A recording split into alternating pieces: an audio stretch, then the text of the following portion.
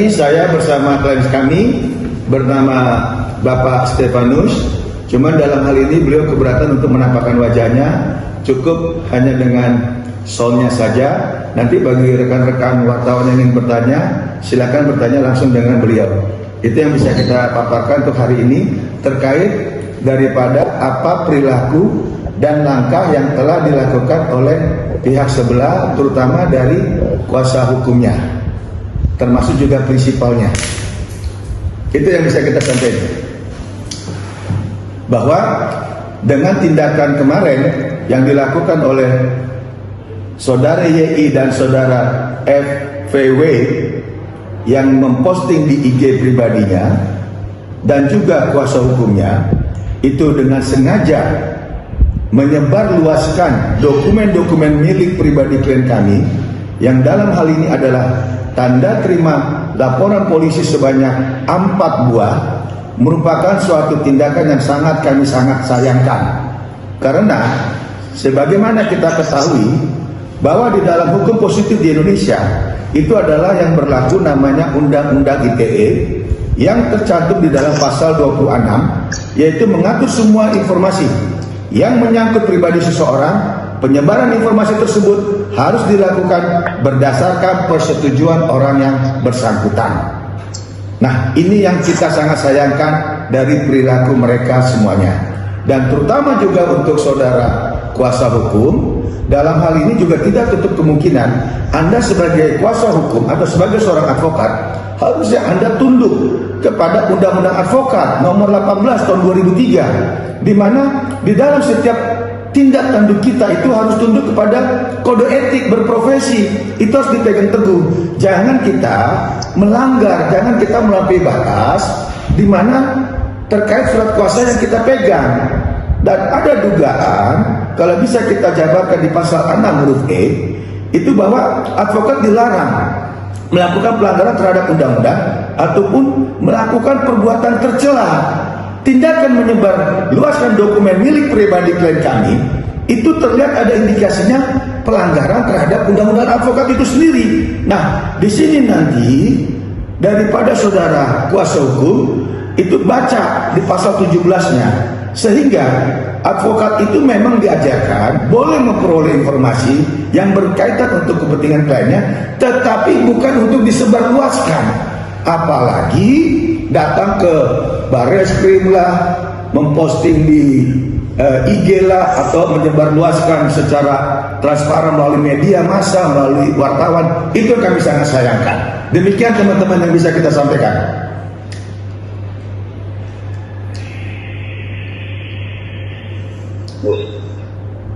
Bang Stefanus sendiri akan hadir di Zoom ini Pak, bagaimana? Pak Stefanus ada di dalam, silakan panggil kalau memang mau berkenan memanggil beliau. Ya, Pak Stefan, mungkin minta komentarnya Pak Stefan terkait permasalahan saat ini bersama Jessica Iskandar itu Pak Stefan. Terima kasih. Bro. Ya, halo, selamat siang semuanya. Silakan bro. Siang bang, lanjut bang. Ya, siang semuanya. Sebenarnya semuanya sih udah hampir diwakilkan sama Bang Togar ya sebagai kuasa hukum saya. Cuma saya mau sampaikan sih sedikit masalah tanggapan saya mengenai sikap dari pihak Jessica Iskandar dan Vincent. Seolah-olah sih menurut saya sih mereka kayak membuat statement bahwa kayak hukum ini tidak berjalan, ataupun kayak misalnya bahwa ada pernyataan polisi tidak menanggapi laporan mereka dan lain-lain. Nah, sebenarnya bukan berarti polisi tidak menanggapi laporan mereka. Memang pada dasarnya bukti-bukti yang disampaikan dan memang pada kenyataannya itu tidak sesuai dengan yang mereka paksakan. Nah, apakah berarti misalnya kita sebagai seorang public figure, nah kita punya pendapat A, terus kita paksakan kepada seorang pada penindak hukum seperti polisi, apakah harus sesuai dengan keinginan kita? Sehingga jadinya itu kan kayak penggiringan opini publik ya. Semua seolah-olah yang dikatakan dia di sosial media itu harus diikutin oleh penegak hukum. Apabila penegak hukum tidak bertindak sesuai dengan keinginan mereka seolah-olah bilang kayak ini laporan tidak ditindaklanjutin. Kayak gitu sih kalau dari sisi saya. Tapi Bang, kalau kata pihak Jessica Iskandar bahwasanya Bang Stefanus sendiri punya beberapa kasus yang sama terhadap serupa kayak gini Pak Stefanus. Mungkin tanggapannya seperti apa? Untuk kasus-kasus yang serupa, oke, saya kan kasih gambaran sedikit ya. Sebenarnya di sini untuk kasus ini adalah kasus sebenarnya murni kerugian perusahaan karena kontrak-kontraknya itu berdasarkan kerjasama dengan perusahaan. Mungkin yang kurang dipahami di situ.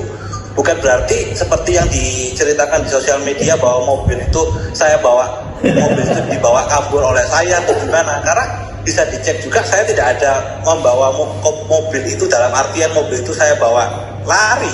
Dan itu pun bisa dibuktikan juga. Dan masalah 11 mobil itu kalau memang benar-benar kepemilikannya ada kan bisa ditunjukkan juga.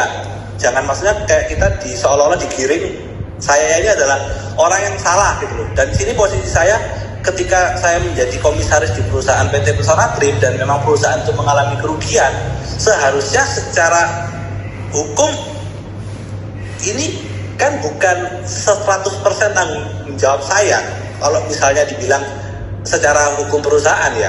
Nah cuma sini seolah-olah saya mau dijadikan kayak kambing hitam bahwa seolah-olah semua ini salah saya dan saya disuruh tanggung jawab semua. Dan dari awal pun saya juga sudah bilang, saya sudah tawarkan juga untuk pembicaraan secara damai. Itu pun saya secara pribadi akan mengganti secara Kemampuan pribadi karena bukan secara perusahaan ya. Maksudnya ini sebenarnya bukan 100% kesalahan dari saya kan.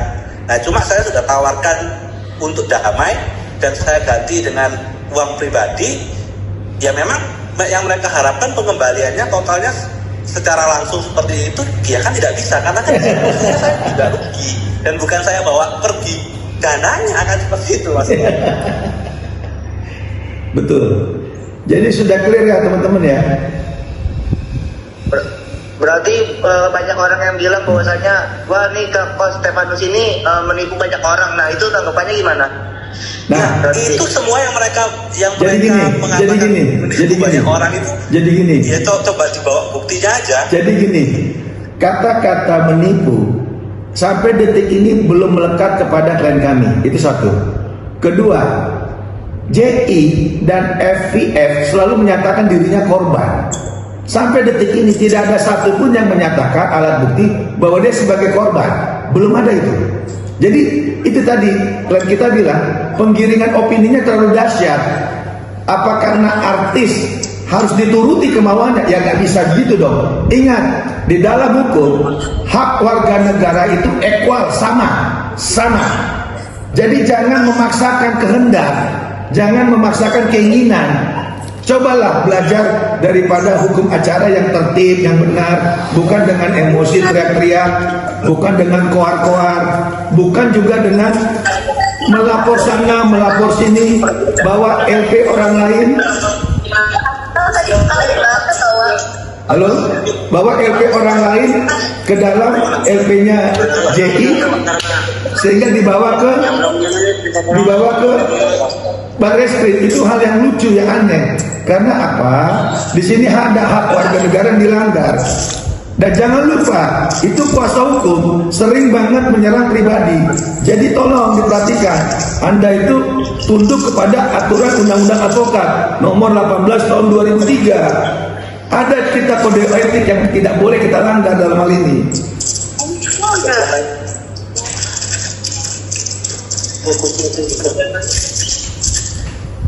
Gitu loh teman-teman, udah ya. Yang lain siapa lagi? Yang ambil hukumnya. Terus Bang Steven, Bang Steven. Ya. Bang, boleh minta tanggapannya Bang terkait Jessica Iskandar ingin mengajukan permohonan surat tertulis kepada Kapolri terkait dengan masalah ini, Bang. Oke, saya jawab ya. Hukum dan kepastian hukum, Bang. Saya jawab ya. Kalau ingin menulis kepada siapapun itu haknya seseorang. Saya tidak mau intervensi. Tetapi kita jadi ketawa. Kita lihat ini jadi lucu. Hukum ini mau kita tegakkan setegak-tegaknya atau kita main surat menyurat. Itu dulu. Atau kita mau bikin drama. Pihak Jessica Iskandar atau JI sudah membuat laporan di Polda Metro. Kenapa nggak dia taat kepada itu? Kenapa dia harus mengambil dokumen klien kami dari katanya ada dari Polda Bali, Polda Jawa Timur, lantas dipaparkan di muka umum? Apa itu etis? Dan yang kedua, kami dari kuasa hukum klien kami, Bapak Stefanus, kami sudah melayangkan gugatan, mendaftarkan, dan sidang gugatan pertama kan sudah mulai itu soal hakim dan ditunda 2 minggu. Nah 2 minggu lagi kan kami akan datang dalam gugatan perdataannya biar kita buktikan di sana apa sih kok dia jadi berkuar-kuar kemana-mana dan menyatakan dia korban dan mengirim opini kemana-mana, membuat surat ke Kapolri, memposting di IG-nya, lalu membuat keluh kesah. Ini kan udah nggak bagus. Itu yang kita sangat sayangkan. Toh dia punya kuasa hukum. Nah, kalau kuasa hukumnya yang ada sekarang ini, kita juga bertanya, apakah dia sudah prinsipalnya JI sudah memutus kuasa hukum yang terlama, yang terdahulu, yang membuat laporan ke Polda Metro, yang dari kantor hukumnya Ibu Elsa Sarif. Nah itu juga tolong diperlihatkan. Lantas mereka datang ke DPD kemana, apakah itu ada surat kuasanya? Jangan melampaui lah daripada surat kuasa yang kita terima dari prinsipal. Itu kita bekerja, itu kita ingatkan kepada kuasa hukum. Jangan Anda melampaui batas daripada surat kuasa atau mandat yang Anda pegang.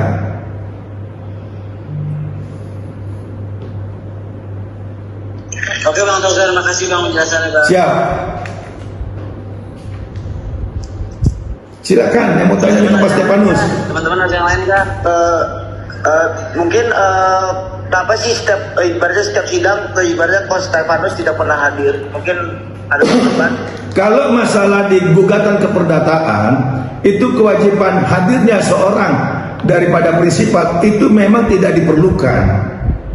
Karena sudah dikuasakan, sudah dilimpahkan kepada kuasa hukum. Itu dibolehkan. Dan yang lebih anehnya lagi, sering berkuar-kuar, menyuruh-nyuruh, memerintah-merintah institusi yang namanya kepolisian untuk jemput paksa. Ini apa-apaan? Ingat loh, dia, klien saya itu haknya sama sebagai warga negara.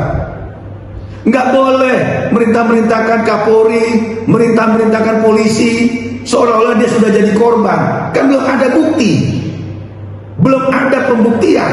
Sabarlah. Nah ini yang kami sangat sayangkan. Jangan membuat drama-drama. Jadi jangan membuat suatu pernyataan-pernyataan yang membuat gaduh. Karena polisi banyak urusannya, bukan ngurusin satu kasus ini aja. Kami sangat sayangkan loh sama artis tersebut. Pak, mungkin mengapa kalau Coach Stefanus itu baru muncul di saat ini mungkin melalui Zoom ini? Kenapa baru kali ini muncul? Karena saya yang minta banyak netizen, terutama kakak daripada artis, menyatakan apakah benar saya mendapatkan kuasa dari yang namanya klien kami. Nah ini dengan ini kan kami sudah jawab bahwa kami mendapatkan kuasa penuh dari klien kami. Jadi kami tidak rekayasa dan kami kuasa hukum taat akan hukum. Tidak mungkin kami melampaui kewenangan kami kalau belum ditandatangani surat kuasa. Jadi jangan dibangun argumen-argumen yang negatif untuk klien kami. Gitu loh. Dan kalau kakaknya berani, sebut aja kuasa hukum namanya siapa, biar kita adu nanti argumen hukumnya gitu. Jangan memposting yang aneh-aneh. Nggak boleh itu. Saya marah loh. Karena kenapa? Loh, dia tidak ada hak untuk merendahkan saya. Saya tidak pernah merendahkan dia. Saya tidak kenal dia. Jadi tolong kita equal. Nah, hari ini sengaja saya hadirkan Pak Stefanus biar menepis daripada negatifnya terkait klien kami. Apa benar Dr. Togas Tumorang dapat kuasa dari Pak Stefanus? Silakan Anda boleh bertanya sama klien kami. Betul nggak dia memberikan kuasa kepada saya?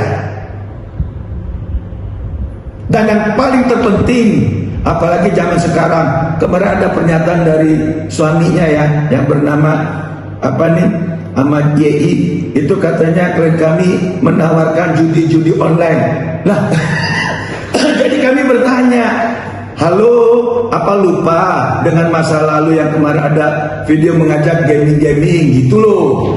Kan itu udah sebar luas, game-game online. Jadi klien kami tidak pernah mengajak saudara YI atau suaminya. Ini nggak boleh. Jadi pesan-pesan negatif tentang klien kami, tolong janganlah seperti itu. Mari kita tunduk kepada ajas-ajas hukum yang berlaku. Anda sudah laporkan ke Polda Metro, kami hargai hak Anda. Tolong Anda juga hargai gugatan kami di keperdataan. Jangan kami dimarah-marahin, diamuk-amukin, lantas di blow up ke sana, blow up sini, bahkan dibawa LP orang lain ke Barreskrim. Ini mau ngapain? Berarti Anda tidak pede dong. Berarti Anda tidak yakin dengan laporan Anda di Polda Metro. Clear ya? Mungkin tadi Bang Steven, saya mau nanya Bang Steven dong, boleh nggak? Silakan. Ya boleh, gimana?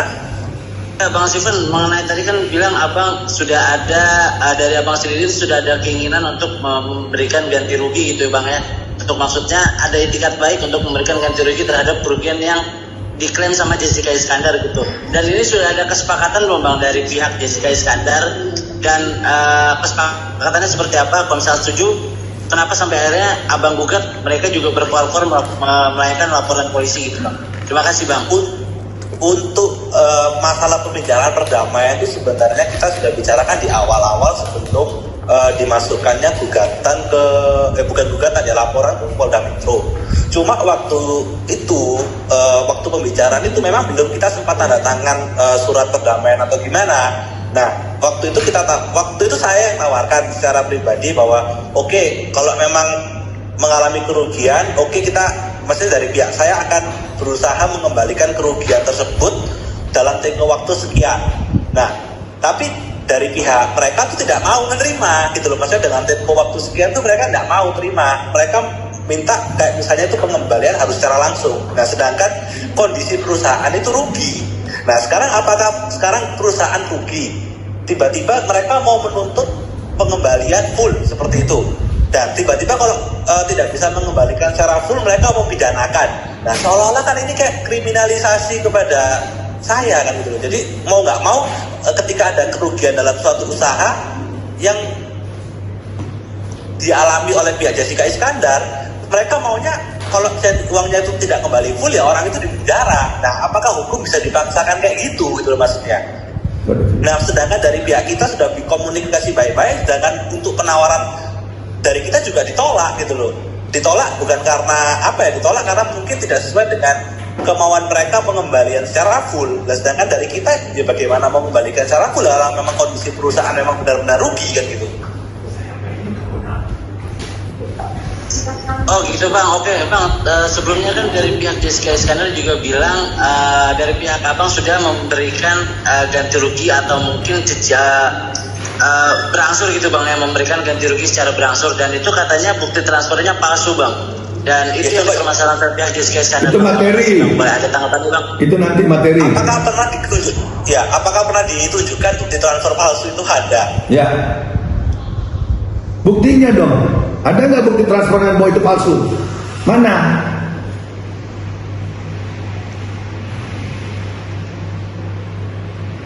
Rekan-rekan wartawan juga mesti cerdas gitu loh. Nah waktu itu sempat seingat saya Bang, waktu pas pihaknya Jessica Iskandar dan Vincent Preston itu mereka bilang dikirimin bukti transfer gitu Bang dari pihak Bang Vincent kepada pihak Jedar. Tapi setelah dicek ke rekeningnya mereka, setelah dicek mutasinya dan rekening koran, katanya buktinya uangnya belum masuk Bang gitu. Makanya itu yang menjadi permasalahan mereka sampai akhirnya mereka keluar selama ini Bang. Ini beda lagi ya. Belum masuk sama palsu beda loh. Ya, itu maksudnya saya. Dari itu belum masuk dengan palsu itu beda. Hati-hati ya, hati-hati ngomong ya. Makanya saya sampai detik ini hanya ketawa keluar-keluar aja gitu loh. Kenapa saya sebagai dokter hukum hanya ketawa aja ngelihat kata-kata ada transferan palsu, ada apa, kami ketawa. Buktinya mana kalau itu transferan palsu? Beda loh kalau belum masuk loh. Ingat ya, beda ya, dua hal yang berbeda loh. Palsu, transferan belum masuk. Beda. Nah, jadi jangan kita digiring bahwa klien kami itu ada pemalsuan. Nggak bisa begitu gitu. Hukum itu, udah saya bilang, hukum itu tajam. Tapi hukum itu tidak akan membegal orang yang tidak bersalah. Klien kami belum dinyatakan bersalah, jangan digiring opini sudah bersalah. Itu nggak benar. Itu loh. Oke, siap bang. Berarti pada intinya sudah mau ada kesepakatan, tapi kesepakatan itu ditolak ya bang, karena dari awal bergulir. Maunya diganti secara keseluruhan, maksudnya tidak ada yang pembayaran angsuran ya bang. Terima kasih bang. Dari awal sudah saya tawarkan perdamaian. Dan yang kedua, terkait nilai nominal, kita minta kepastian yang fix. Dari mana dia dapat angka 9,8 miliar? Dari mana? Itu makanya duduk, ketemu sama saya. Yuk, nih loh bukti-buktinya Bang Togar, gitu loh. Bukan dengan koar-koar. Kita fokus aja ke masalah hukum kita antara JI dengan klien saya. Jangan melebar. Pakai LP ini ditarik ke sini, LP yang ini ditarik ke sini, digabungin jadi 4, dibawa ke Barreskrim. Itu kan nggak benar. Berarti dia tidak yakin kepada LP diri sendiri. Itu maksud saya. Oke bang, tapi tadi kan abang bilang maksudnya berharap ini bisa diselesaikan secara duduk bareng dulu ya bang. Maksudnya tanpa adanya koar-koar, tanpa adanya. Benar. Sejauh ini usaha itu sudah dilakukan belum bang? Sudah. Yang tertuduh itu pihaknya Steven bang. Betul. Pihak abang itu, apakah sudah ada usaha untuk meminta pihaknya Jedar dan sudah. Juga kuasa hukumnya untuk bertemu dan untuk membahas ini secara baik-baik bang? Sudah. Waktu pertama saya sudah kirim surat klarifikasi kepada saudara Jedar dan saudara FEW untuk datang di kantor sekitar, yaitu apa? Untuk duduk permasalahan laporan yang sudah dibuat sama mereka di Polda Metro. Dulu kuasa hukumnya masih dari kantor hukum Elsa Sari. Sudah.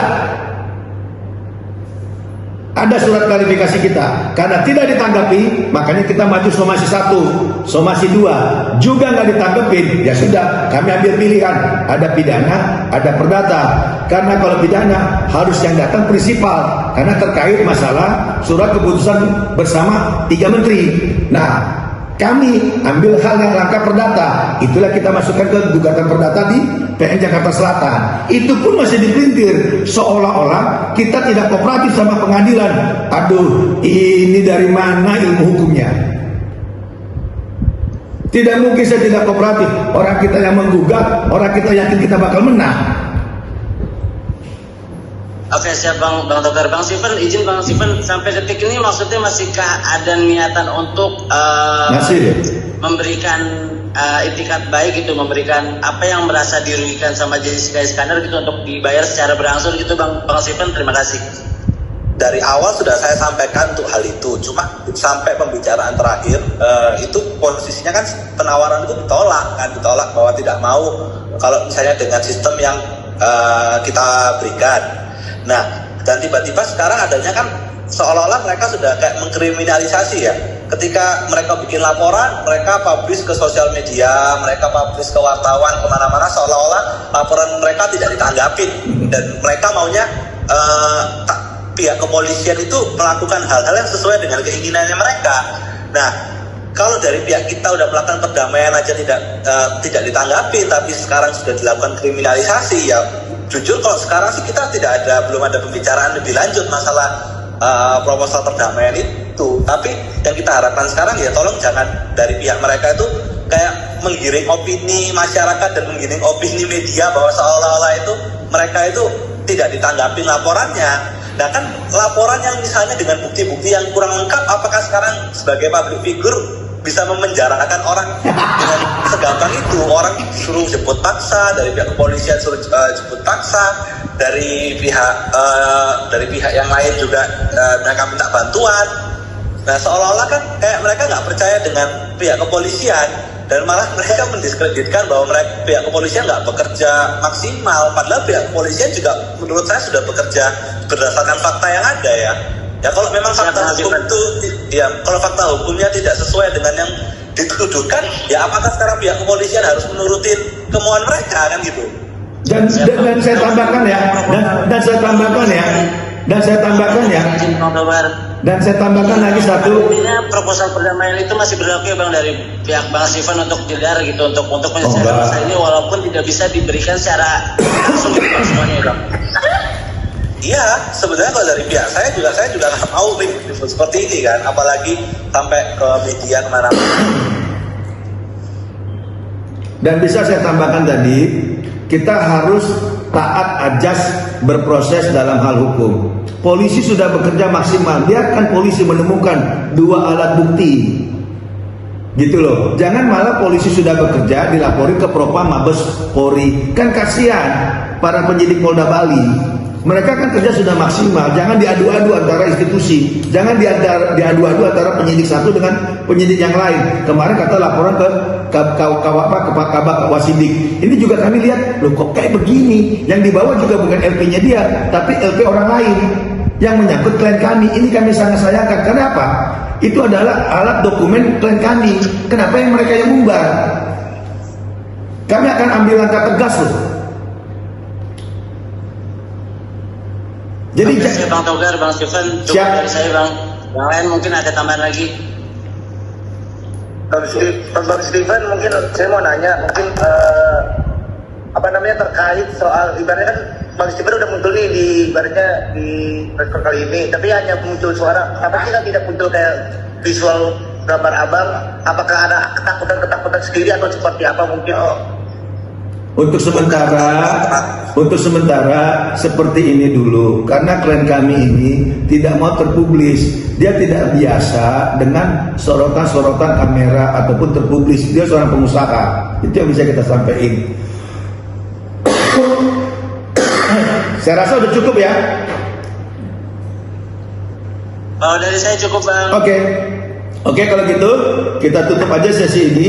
Jadi terkait daripada adanya press conference ini itu menindaklanjuti atas perilaku yang dilakukan oleh saudari yang berinisial YI dan saudara FVF beserta kuasa hukumnya yang memposting LP 4 LP dan yang memposting itu kemana-mana, bahkan mengambil media, dan juga yang lebih diperburuk dia melaporkan itu ke Kabar Reskrim maupun ke Kabak Wasidik. Kasihanlah penyidik-penyidik polisi yang memang dia profesional, malah sekarang diadu-adu sama mereka, diacak-acak. Ingat, Anda seorang artis, tolong jaga attitude Anda. Itu yang bisa kita sampaikan. Terima kasih ya. Saya Bang Togar, terima kasih kembali. Bang Steven, terima kasih juga. Ya, terima kasih.